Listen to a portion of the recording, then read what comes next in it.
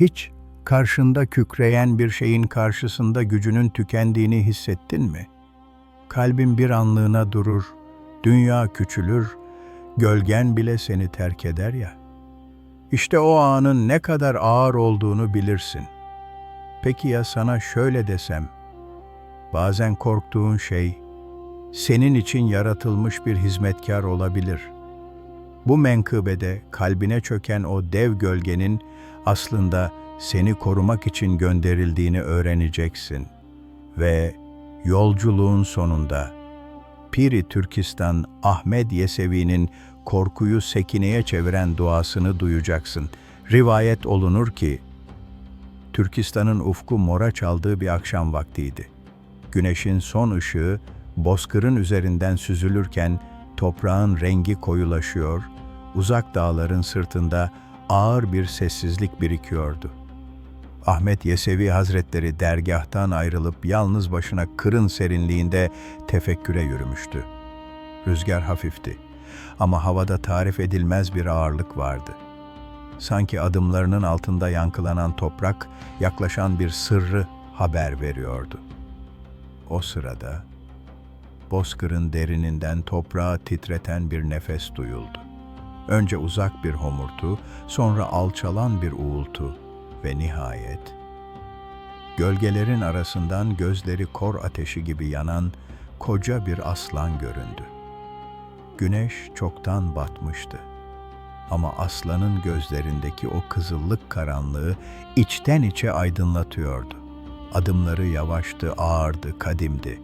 Her bastığında çevredeki toz zerreleri titreşiyor ve bozkırın üzerinde görünmez bir çember daralıyordu sanki. Aslanın gövdesi bir dağ gibi sessiz, bir fırtına gibi kudretliydi. Öğrenciler uzaktan bu sahneyi görünce dehşete kapıldılar. Kimisi yere çöktü, kimisi dua etmeye başladı. Çünkü o an dünyanın bütün korkusu tek bir silüette toplanmış gibiydi. Ama Ahmed Yesevi Hazretleri o dev gölgenin karşısında bir adım bile geri çekilmedi. Sanki huzurla dokunulmuş bir kaya gibi dimdik duruyordu. Bozkır nefesini tutmuşken aslan bir adım daha attı. Ve işte menkıbenin sırrı burada başlar. Aslan yaklaşır ve kudret sükûnete dönüşür. Bozkırın üzerindeki sessizlik sanki bir perde gibi yere çökmüştü. Öğrencilerin kalbi göğüslerinde çarpıyor, kiminin dudağı duaya, kiminin gözleri yaşa dönmüş haldeydi. Aslan, devasa adımlarla Piri Türkistan Ahmed Yesevi'ye doğru yaklaşıyordu. Her adımında toprak bir anlığına titriyor, çevredeki otlar hafifçe eğiliyor, gecenin serinliğine vahşi bir nefes karışıyordu. Ama Yesevi Hazretleri sadece bir nokta gibi sarsılmaz bir huzurla duruyordu. Hiçbir korku izi yoktu yüzünde. Ne geri adım vardı ne de savunmaya kalkışma. Çünkü o biliyordu ki korku kalbe sızdığında insanın gözünü perdeliyordu. Ama teslimiyet geldiğinde kudret görünür hale gelirdi. Aslan birkaç adım kala durdu. O iri başı sessizce eğildi. Kızıl gözlerindeki öfke yavaşça sönmeye başladı. Öğrenciler şaşkınlıkla nefes aldı. Aslan, korkunç bir kükreyiş beklenirken aheste bir inilti çıkardı. Sanki içindeki fırtına dinmiş, dağın kalbi yumuşamıştı. Piri Türkistan Hazretleri bir adım öne çıktı. Eliyle havayı hafifçe sıvazlar gibi bir hareket yaptı ve o anda aslan kralların kralına yakışır bir edayla yavaşça ön ayaklarını yere bıraktı. Göğsü toprağa değdi, başını eğdi. Koca yeleleri toza karıştı. Bozkır vahşi bir hayvanın değil, bir kulun secdesine şahit oluyordu. Bu secde, bir korkunun kırılması, bir kudretin teslim olması, bir sırrın açılmasıydı. Öğrenciler artık nefes almaya bile cesaret edemiyordu. Aslanın bütün heybeti tek bir manaya dönüşmüştü.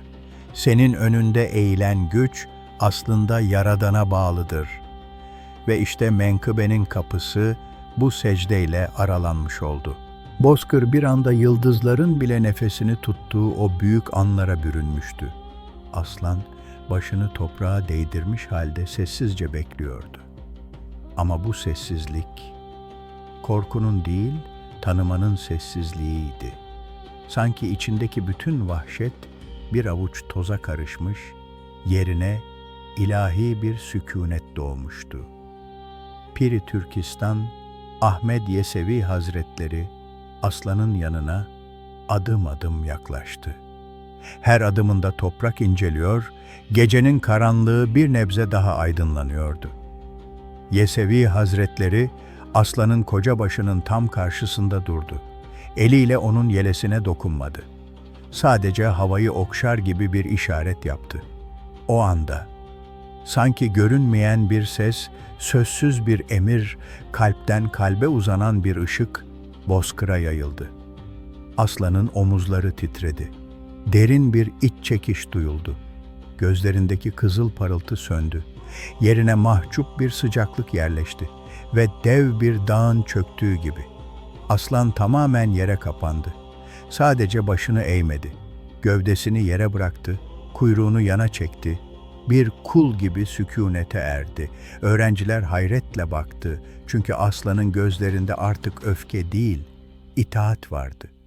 Yesevi Hazretleri hafifçe başını eğip şöyle buyurdu: "Korku sahibine hizmet eder, korkutan haktan gayri değildir." Aslan başını kaldırmadan rastgele değil, emre hazır bir asker gibi Yesevi'nin etrafında döndü. Sonra onun ayak ucunda sessizce oturdu. Artık bozkıra hükmeden bir vahşi değil, dergahın kapısında bekleyen sadık bir hizmetkar olmuştu. Rivayet olunur ki, o günden sonra aslan, Piri Türkistan'ın yolculuklarında gölgesi gibi dolaşmış, çatallanan yolları açmış, gece yürüyüşlerinde dervişlere kılavuzluk etmiştir. Ve herkes anladı ki, kudret dışarıda gürleyen ses değildir. Kudret bir gönlü secdeye indirebilmektir. Sen şimdi şunu bil, korktuğun şey her zaman seni yok etmek için gelmez. Bazen bir aslan gibi önünde büyüyen o gölge, aslında içindeki fırtınayı dindirmen için sana gönderilmiş bir imtihan kapısıdır. İnsan, karşısında kükreyen bir güç gördüğünde çoğu zaman geri çekilir. Oysa hakikat şunu söyler: geri çekildiğin her şey arkandan kovalar. Yüzleştiğin her şey önünde secde eder. Ahmed Yesevi Hazretlerinin aslanla karşılaşmasında gizli kalan sır tam da budur. Korku kalbine hükmettiğinde büyür. Kalbin teslim olduğunda küçülür. Sen de bugün seni tehdit eden, daraltan, nefesini kesen ne varsa bil ki onlar haktan bağımsız yürüyen gölgeler değildir. Eğer kalbini sükûnete çağırır, öfkeyi değil rahmeti hatırlarsan, en vahşi görünen şey bile sana yol açmak için eğilir. Unutma, kudret çelikte değil, huzurla atan bir gönül bile secdeye getirecek kadar güçlüdür. Ey kalpleri korkudan emin kılan Rahman, ey dağları yerinde tutan, gölgeyi yönlendiren, vahşi nefesleri bile huzura erdiren kudret sahibi. Bize de Yesevi'nin teslimiyetinden bir damla ihsan eyle. Korktuğumuz şeyleri büyütüp üstümüze gönderen nefsimizi itminana erdir. Kalbimize öyle bir nur indir ki, karşımıza çıkan her aslan öfkesini unutsun, başını secdeye koysun. Bize korkunun esiri değil, huzurun sahibi olmayı nasip eyle. Adımlarımızı sabit kıl, gönlümüzü sükûnete sar, kalbimize görünmez bir kalkan giydir. Ve bizi senin korumanın dışına çıkmayan kullardan eyle. Amin. Eğer bu menkıbenin bir yerinde kalbin ürperdi, bir nefesin değişti, bir cümlenin içini aydınlattıysa, aşağıya bir söz bırak. Belki senin bıraktığın o tek cümle, bugün korkusu büyüyen bir başka gönle hizmete gelen bir aslan gibi cesaret olur.